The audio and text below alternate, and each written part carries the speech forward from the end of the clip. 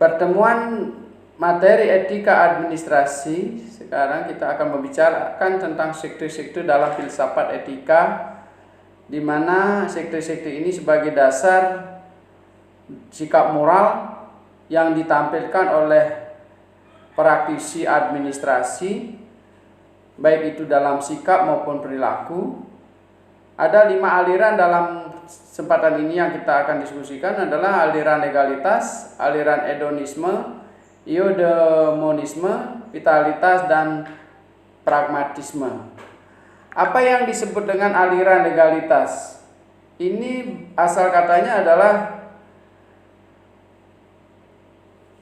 legalisme, yaitu sikap orang yang selalu bertindak menurut segala macam peraturan yang ada. Jadi kita bisa lihat para administrator itu, baik dalam sikap dan tindakannya itu didasarkan pada berbagai aturan, baik tertulis maupun tidak tertulis. Dalam aturan-aturan itu tentu mengandung yang namanya perintah dan larangan yang harus ditaati oleh setiap orang yang akan melakukan komunikasi ataupun hubungan perilaku dengan yang bersangkutan. Juga hukum tidak dapat diperjualbelikan. Paham ini juga dipahami sebagai bentuk legalitas formalitas, di mana ini tidak bisa ditolak, bahwa hukum itu tidak bisa ditawar-tawar. Hukum itu berlaku untuk semua orang, mengandung sanksi bagi yang melanggar, mensyaratkan tingkat kepatuhan pada masyarakat. Apabila tidak mematuhinya, maka dia akan kena sanksi. Kemudian bersikap umum, berlaku untuk semua orang tanpa kecuali yang berada di wilayah kerja hukum tersebut. Kalau misalnya kita di dalam organisasi ada peraturan-peraturan, maka berlaku untuk semua anggota organisasi atau orang-orang yang terlibat atau berhubungan langsung dengan organisasi tersebut.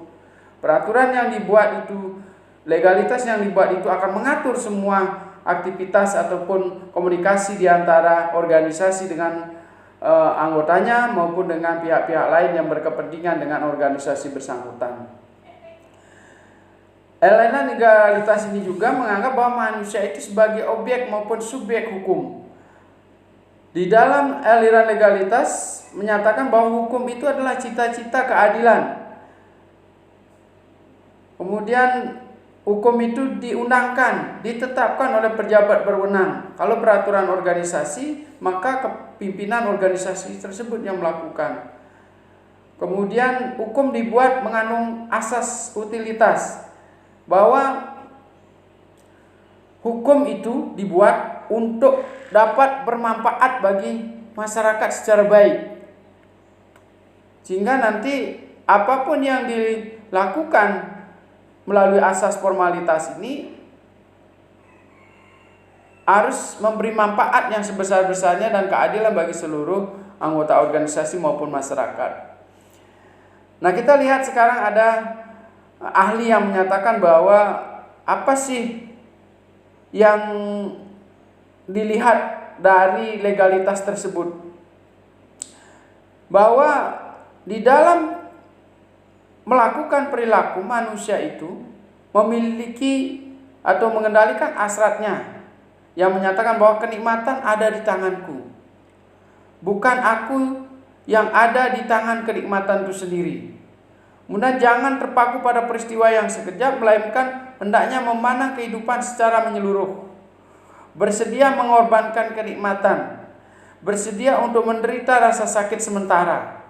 Jadi sebenarnya apa yang dilakukan untuk mematuhi hukum itu sebenarnya mereka harus sepakat atau bersedia mengorbankan kenikmatannya yang dicari oleh setiap orang untuk mematuhi hukum, agar semua orang juga melaksanakan hukum itu, sehingga nanti kehidupan dalam berorganisasi maupun bermasyarakat itu menjadi berjalan sesuai dengan hukum dan peraturan yang mereka buat. Kemudian hedonisme tidak perlu dipertahankan. Secara susila dapat menyinggung perasaan orang lain, dapat menimbulkan rasa iri hati, jarang dapat menikmati kenikmatan sepenuhnya semasih hidup. Ini juga menjadi tantangan sebuah hukum. Bahwasanya dalam penerapan hukum itu akan membuat orang yang merasa bersalah itu tersakiti, merasa beban berat, ya. Kemudian timbul rasa iri hati bagi mereka-mereka yang mampu melaksanakan tingkat kepatuhan terhadap hukum. Kemudian sebenarnya yang dicari oleh manusia itu adalah kenikmatan sepenuhnya di dalam hidup. Tetapi ketika sudah peraturan itu dibuat, sebenarnya hidup yang nikmat itu tidak mereka rasakan. Tidak mereka rasakan di dalam sistem hukum. Misalnya kalau kita membuat sebuah awik-awik, ketika kita membuat awik-awik di dalam sebuah desa, misalnya seperti desa adat, kita sama-sama membuat karena kita memahami ke depan ini akan ada pelanggaran seperti ini. Tetapi ketika mereka sendiri kena, disitulah beban berat bagi anggota desa adat ketika dia kena awik-awik. Di sisi lain, pihak lain yang melihat orang itu melanggar awik-awik, kena sanksinya, mencibir, ya, kena sanksi loh. Ya. Jadi ketika temannya kena sanksi, kita merasakan bahwa orang itu adalah pelanggar, gitu, perlu dikenai sanksi. Alangkah baiknya kalau memang kita menyadari tanpa hukum pun perilaku kita itu baik-baik saja, tidak melanggar atau tidak melanggar hak-hak atau batas-batas hak orang lain, gitu. Ya. Jadi sebenarnya ini yang perlu dipahami oleh aliran legalisme, pendapat dari Epicurus ini, bahwa sebenarnya manusia itu untuk merencanakan kebahagiaan dalam hidupnya adalah di tangan mereka sendiri, bukan hukum, gitu. Jadi apa yang nyaman buat kita akan berbeda sekali kalau berada di dalam satu peraturan tertentu. Pasti kita akan kena sanksi ini, kena sanksi itu. Kita akan menjadi berpikir seperti itu. Setiap bertindak akan menjadi was-was. Apa ini tidak melanggar? Apakah ini tidak kena sanksi buat kita? Ya. Padahal kalau saja semua manusia mengikuti aliran hedonisme ini, bahwa kenikmatan itu ada di tangan kita, maka kita juga harus berpikir bahwa kenikmatan orang lain ada di tangan mereka, gitu. Hingga batas-batasnya adalah kita tidak mengganggu batas-batas hak orang lain, gitu. Kita menghargai batas-batas hak orang lain untuk mereka bahagia. Kita juga tidak boleh diganggu oleh kepentingan-kepentingan mereka, sehingga kita bisa menikmati secara baik tentang apa yang disebut dengan kehidupan nikmat dalam hidup ini. Nah, kemudian kita masuk aliran hedonisme yang tadi sudah mengkritik aliran legalisme. Hedonisme pahamnya adalah beranggapan bahwa hanya satu hal yang ada pada dirinya sendiri, yaitu manusia itu sendiri, adalah rasa nikmat itu sendiri. Jadi di mana batas-batas rasa nikmat ketika kita melakukan suatu tindakan atau perbuatan, disitulah letak kebahagiaan orang lain juga. Nah, ketika misalnya Anda merasakan ketika melakukan tindakan merasa was-was, misalnya ada orang lain tersakiti, apakah tidak melanggar hukum, apakah kita tidak nyaman dan sebagainya, berarti kita ada sesuatu gangguan dalam melaksanakan tindakan itu. Itulah aliran hedonisme. Kapan Anda merasa nyaman? Orang tuanya tidak tersakiti ketika bertindak sesuatu, adiknya merasa nyaman dan sebagainya. Karena apabila lingkungan kita terganggu, maka kita orang timur itu akan merasa juga tidak nyaman dalam melakukan tindakan. Seperti ada yang melihat, seperti ada yang memarahi dan sebagainya. Seperti Tuhan di mana-mana menegur kita dan sebagainya. Lakukanlah tindakan ketika Anda merasakan nyaman, senyaman-nyamannya. Maka kaidah dasar hedonisme ini berbunyi, bertindaklah sedemikian rupa sehingga engkau mencapai jumlah nikmat yang paling besar, sehingga engkau menghindari segala macam rasa sakit yang sedalam-dalamnya. Rasa sakit itu apakah bisa diciptakan oleh diri sendiri ataupun oleh orang lain. atau oleh keyakinan kita yang selama ini bahwa ini loh yang disebut tindakan yang baik. Saya berikan contohnya, misalnya kalau kita melakukan tindakan di bidang terkait dengan estetika, memandang nikmat keindahan sebagai kebaikan yang tertinggi. Misalnya kalau orang-orang yang senang tentang keindahan, lingkungannya, rumahnya bersih dan sebagainya, maka dia akan mencapai maksimal dan mengatur orang-orang di sekitarnya untuk mencapai estetika yang dia inginkan. Jadi nanti dia akan bentuk keluarganya menjadi indah, menjaga kebersihan, menjaga lingkungan hidup dan sebagainya. Itulah yang akan mereka bentuk. Nah, kemudian misalnya kalau terkait dengan agama, keyakinan tertentu, bahwa dengan melaksanakan perbuatan-perbuatan yang sedemikian rupa, merasakan atau memberikan kebaikan kepada orang lain, itulah yang akan diajarkan kepada mereka, supaya nanti dalam perilaku mereka yang terkait dengan agama itu sama-sama menimbulkan rasa nikmat yang sebesar-besarnya di dalam kehidupan sosial kita. Nah, kemudian kita lanjutkan aliran eudemonisme. Jadi menurut Aristoteles,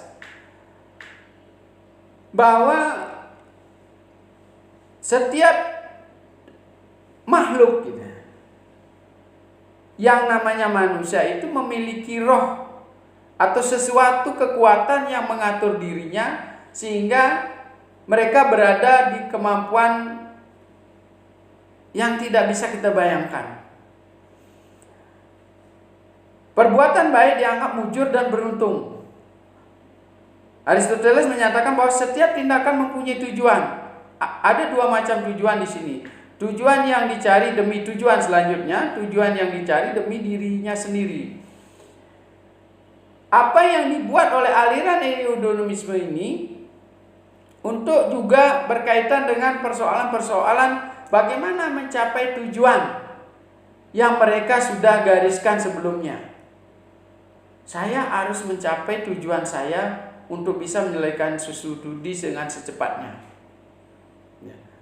Dari tujuan itu akan muncul, kelak saya akan bisa mencapai kedudukan tertentu di dalam sebuah organisasi. Saya bisa memenuhi kebutuhan keluarga melalui pencapaian saya dengan lulus studi ini. Nah, jadi sebenarnya tujuan-tujuan yang mereka susun itu adalah sebagian besar untuk mencapai tujuan dirinya sendiri gitu. Apakah itu dia capai dengan kemampuan dirinya maupun dengan menggerakkan orang-orang di sekitarnya untuk memenuhi apa yang mereka inginkan dalam organisasi tersebut. Nah, aliran ini menyebutkan ada 3 tujuan yang bisa kita capai melalui perbuatan atau sikap seseorang. Yang pertama adalah hidup mencari kenikmatan. Semaksimal mungkin kita harus bisa memenuhi apa yang membuat kita bahagia, apa yang membuat kita nikmat. Artinya manusia tidak semata-mata mengusahakan kebahagiaan, melainkan juga melakukan kewajiban berdasarkan ketaatan dan memberi pengorbanan berdasarkan kasih sayang. Ya, karena kenikmatan yang dia peroleh akan merasa terganggu manakala lingkungan mereka juga tidak menikmati hal yang sama seperti yang dia rasakan. Jadi kebahagiaan merupakan akibat atau tidak dapat menjadi sebagai akibat dan tidak dapat menjadi tujuan. Kebahagiaan merupakan anugerah atau suatu nikmat. Jadi sebenarnya kebahagiaan yang dicapai oleh eudemonisme ini adalah akibat dari perbuatannya, menghasilkanlah kebahagiaan itu. Baik itu kebahagiaan yang dicapai melalui perbuatan dirinya sendiri maupun dengan menggerakkan orang-orang yang berada di sekitar mereka. Nah, Menurut Jeremy Bentham bahwa motif perbuatan kesusilaan dalam aliran ini adalah menjaga agar terdapat kebahagiaan sebesar mungkin bagi sebanyak mungkin manusia. Menempatkan harkat dan martabat manusia sebagai motif perbuatan dalam kesusilaan. Jadi tujuan dari kesusilaan eudemisme ini adalah untuk memenuhi tujuan hidup. Dibuat sedapat mungkin menguntungkan serta menghindari nestapa yang tidak perlu terjadi. Dan berusaha mempengaruhi nasib orang lain dalam arti yang baik. Jadi setiap perbuatan yang dia lakukan itu tidak saja mencangkup kebahagiaan dirinya sendiri, tetapi juga mencangkup kebahagiaan orang lain. Itulah yang disebut dengan tujuan yang kedua dan ketiga ini, yaitu hidup berpolitik dan hidup berfalsafah. Hidup berpolitik artinya bagaimana orang lain ketika kita mengalami kebahagiaan supaya merasakan kebahagiaan kita. Hidup berfalsafah, setiap tindakan yang mereka lakukan itu supaya menghasilkan kemaslahatan bagi orang banyak. Nah, apa yang disampaikan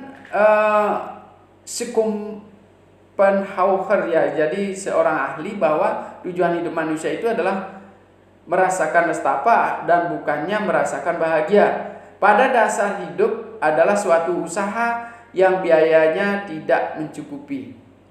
Maksudnya begini, bahwa sebenarnya hidup itu menurut Schopenhauer ini adalah bukan untuk bahagia tetapi untuk merasakan nestapa.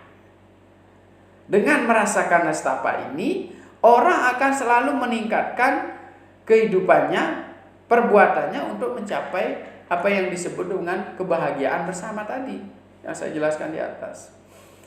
Nah, kemudian Bentham menyebutkan lain yang tadi sudah saya sampaikan. Mungkin bahwa kita sebenarnya dari kenestapaan yang kita pahami itu, bagaimana supaya setiap orang itu belajar memperbaiki diri untuk mencapai kebahagiaan tertentu.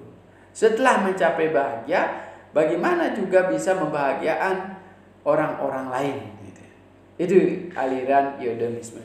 Kemudian kita lanjutkan dengan vitalitas atau vitalisme. Vita yang berarti kehidupan. Jadi orang-orang yang menganut aliran vitalisme ini selalu dia merasakan vitalitas, semangat yang tinggi. Jadi bagaimana mereka mengacu pada suatu etika yang memandang kehidupan kita ini sebagai kebaikan tertinggi. Bahwa manusia yang hidup ini adalah manusia yang memiliki segala-galanya melebihi dari makhluk yang lain. Optimisme yang tinggi. Nah, aliran ini mengajarkan perilaku yang baik ialah perilaku yang menambah daya hidup.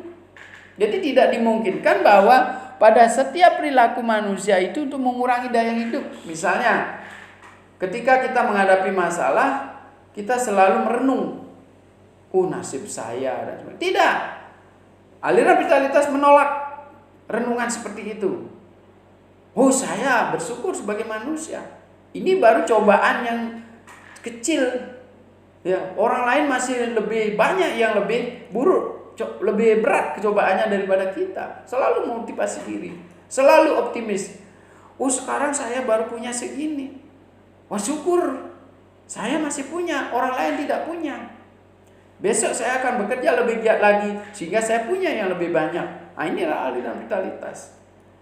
Nah, kalau ketika Anda melihat orang-orang yang berperilaku seperti itu, baik itu di organisasi maupun secara pribadi, mereka adalah menganut aliran vitalisme. Sekarang kita tinggal memilih mana yang Anda akan tekuni gitu ya. Atau mungkin Anda akan kontingensi kapan kita vitalisme, kapan kita eudemisme seperti tadi. Ya. Nah, kemudian sedangkan perilaku yang buruk ialah perilaku yang mengurangi dan merusak daya hidup. Misalnya kalau mau bunuh diri, mau mengakhiri kehidupan, atau mau menurunkan motivasi orang, menjelek-jelekkan orang, mencibir orang, itu bukan aliran vitalisme. Tetapi yang vitalisme ini adalah menyemangati orang, selalu memberikan solusi terhadap orang-orang yang mengalami permasalahan. Karena tujuannya adalah meningkatkan daya hidup mereka. Nah, yang perlu kita pahamkan di sini, kadangkala aliran vitalistas ini juga menganut apa yang disebut panteisme vitalistik, ya, vitalistik. Ya. Jadi ketika mereka memiliki semangat yang tinggi, kita harus hati-hati, jangan terlalu optimis sekali, ya, istilahnya mendewa-dewakan manusia itu sendiri. Karena perlu dipahami, kritiknya di sini adalah bahwa di atas langit masih ada langit, kan gitu. Jadi kita masih berusaha untuk bagaimana selalu optimis buat diri kita, lalu bisa memberi semangat orang-orang yang memang sudah mengalami keruntuhan di bidang mental maupun moralitas mereka. Nah, kemudian kita lanjutkan. Apa pendapat para ahli terhadap aliran vitalisme ini? Garis batas yang tebal yang membagi manusia bukanlah memisahkan baik dan buruk, yang baik dari yang buruk, melainkan memilah yang hidup dari yang tidak hidup. Jadi Koster ini menggarisbawahi pembicaraan kita bukan pada baik buruknya orang, tetapi semangat dan tidak semangatnya orang. Semangat untuk hidup. Jadi biasanya ini dianut oleh para motivator. Bagaimanapun keadaan kita, dia punya cara untuk meningkatkan motivasi orang. Punya solusi untuk menjawab setiap persoalan yang dihadapi oleh orang. Jadi kita garis bawahi memilah antara hidup dan tidak hidup. Kalau misalnya semangatnya nurun, sepertinya orang itu sudah tidak punya kehidupan lagi. Ya.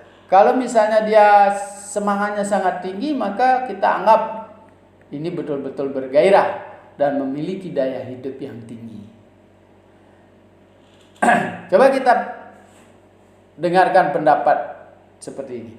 Manusia sesungguhnya merupakan suatu kegagalan alam yang menyedihkan, yang sama sekali tidak perlu ada di dunia.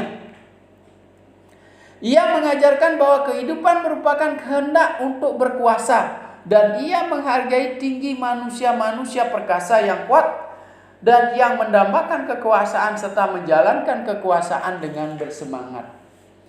Jadi ketika orang itu tidak memiliki semangat hidup, sebenarnya itu adalah kegagalan buat mereka dan sangat menyedihkan. Sebaiknya tidak hidup saja, begitu prinsipnya.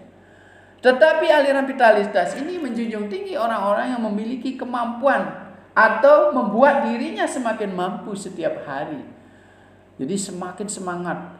Bagaimana dia mempunyai ambisi untuk berkuasa.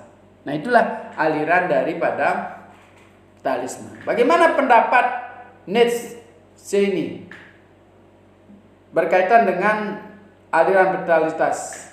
Dia adalah salah satu penganut filsafat modern yang menempatkan naluri yang sehat dan kuat di atas kehidupan yang sadar, serta mengajar agar manusia mengikuti hal-hal yang kodrati dan indrawi. Jadi apa yang senyatanya sudah dimiliki oleh manusia itu hendaknya disyukuri dan menjadi hak kodrati untuk dilaksanakan sebagai amanah. Bagaimana supaya kita bisa meningkatkan kehidupan ini. Nah, Koster membayangkan suatu kehidupan yang bernilai. Jadi sebenarnya kehidupan ini sangat bernilai. Ya, kemudian Switzer mau tidak mau memberikan penilaian yang berbeda-beda terhadap berbagai bentuk kehidupan, sehingga manusia hendaknya sedapat mungkin bersifat menghormati segenap makhluk hidup. Namun harus juga menempatkan kehidupan manusia lebih tinggi dibandingkan kehidupan bakteri lainnya atau virus lainnya. Jadi sebenarnya aliran ini ya juga menempatkan posisi manusia itu yang derajatnya lebih tinggi. Karena derajat lebih tinggi, alangkah bagusnya kalau kita berbuat sesuai dengan kodrat kita sendiri. Ya. Tidak nanti kalau sudah jadi manusia berperilaku seperti hewan dan sebagainya, ya. Atau belajar tentang hal-hal yang berkaitan dengan hal-hal yang negatif, yang berkaitan dengan ilmu-ilmu syirik yang mengarah pada bukan fitrahnya manusia itu sendiri, ya. Kemudian kaldes membayangkan suatu bentuk kehidupan tertentu yang di dalamnya menampung bermacam-macam nilai. Meskipun ada yang berbeda dengan nilai-nilai yang secara umum dianut dalam kebudayaan kita. Ada ciri khas yang membedakan setiap orang memiliki nilai yang berbeda dan lebih tinggi dari yang lain. Jadi kita melihat setiap orang betapapun keadaannya ada nilai yang leluasa lebih tinggi daripada nilai kita. Nah, contoh misalnya kalau dia tidak sekolah, kalau Anda cermati, jangan anggap semuanya dia lebih rendah daripada kita. Tapi ada nilai-nilai yang lain yang lebih tinggi yang mampu dia kemukakan. Misalnya kalau kita melihat orang miskin. Orang miskin jarang mengeluh ketika menghadapi persoalan-persoalan ekonomi yang besar.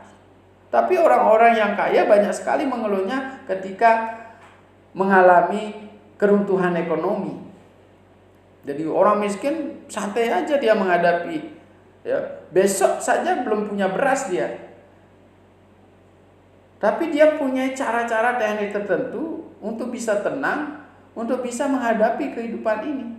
Tapi orang-orang yang memiliki pendidikan tinggi, kekayaan yang banyak, sekarang masih banyak uangnya, kadang-kadang sudah mereka resah tentang ekonomi di masa yang akan datang. Nah, ini berarti kan ada kelebihan orang miskin itu memiliki kemampuan untuk bisa memilah kehidupannya sendiri, bisa mengambil keputusan yang tepat untuk mereka bertahan hidup. Ya, ada nilainya di situ. Ya. Kemudian berikutnya, sesungguhnya bukanlah kehidupannya sendiri yang penting, melainkan suatu bentuk kehidupan tertentu yang di dalamnya terjelma berbagai nilai yang sekedar berbeda dari nilai keagamaan, yang tidak sekedar berbeda dari nilai-nilai keagamaan. Jadi seperti tadi, jadi setiap orang memiliki nilai. Kalau kita cermati, ya, jadi setiap orang berperan, ya. Ketika menjadi seorang bayi, dia bisa menjadi pengikat, menjadi sesuatu yang lucu, membuat orang tuanya senang. Ketika sudah menjadi orang tua jompo, menjadi pengikat anak-anaknya, ya, menjadi sumber nasihat anak-anak mereka. Meskipun secara fisik mereka tidak bisa bekerja secara maksimal. Nah, ketika sebaliknya, ketika kita masih produktif, menjadilah panutan ketika kita bisa menghasilkan sesuatu ekonomi yang baik, perilaku yang bisa melindungi semua keluarga, baik si anak maupun orang tua kita yang jompo. Nah, inilah nilai-nilai. Setiap perilaku, setiap makhluk memiliki nilai di mata kita. Bahkan Tuhan menciptakan sampai makhluk-makhluk terkecil pun memiliki fungsi masing-masing. Burung memiliki fungsi dalam memakan hama-hama yang ada di sawah. Kemudian cecak memiliki fungsi untuk memakan nyamuk dan sebagainya. Semua ada fungsinya di alam. Sehingga kita tidak perlu saling membunuh binatang-binatang, mengusir binatang-binatang, membunuh hantu yang memakan tikus di sawah dan sebagainya. Itu yang dipahami oleh aliran vitalitas. Jadi semua memiliki nilai, semua bisa meningkatkan kapasitas diri dengan maksimal secara optimis. Lalu kemudian kita lanjutkan ke aliran yang terakhir, pragmatis. Jadi ini aliran ini di zaman sekarang ini banyak menganut, barangkali teman-teman mahasiswa sudah paham pragmatis, ya. Apa sih yang dimaksud dengan pragmatis? The great happiness of the great number. Jadi kebahagiaan sebesar-besarnya bagi sebanyak mungkin. Bisa nggak dicapai melalui aliran pragmatis ini?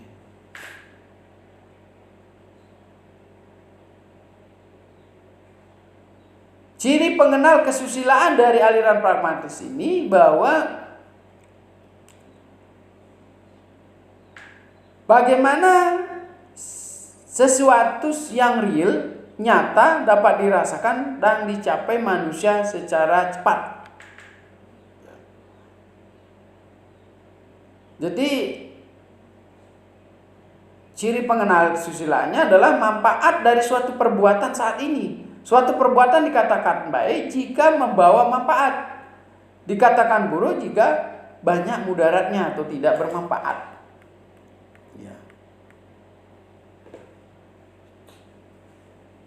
Asas manfaat tidak bertalian dengan kebahagiaan bagi diri sendiri, melainkan bersangkutan dengan jumlah seluruh kebahagiaan yang bisa diciptakan dari sebuah perbuatan. Nah ini, jadi secara empiris faktanya apa yang bisa dirasakan sekarang. Nah, pemikiran dalam kesusilaan tidak sekedar bertalian dengan persoalan fakta empiris juga, tetapi penilaian juga didasarkan pada pandangan tentang manusia itu sendiri, yang di dalamnya nilai-nilai serta norma-norma diolah sedemikian rupa. Tujuannya adalah kesejahteraan bagi diri sendiri maupun masyarakat. Kesejahteraan tidak berdiri sendiri, pahami ya, melainkan sebagai sarana untuk melestarikan serta mengembangkan kehidupan.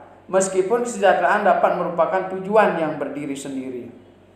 Jadi, yang perlu dipahami adalah utilitasnya, ya, manfaat yang diperoleh dari sebuah perbuatan. Ya. Ada dua macam aliran kemanfaatan ini atau utilitarisme ini. Ya.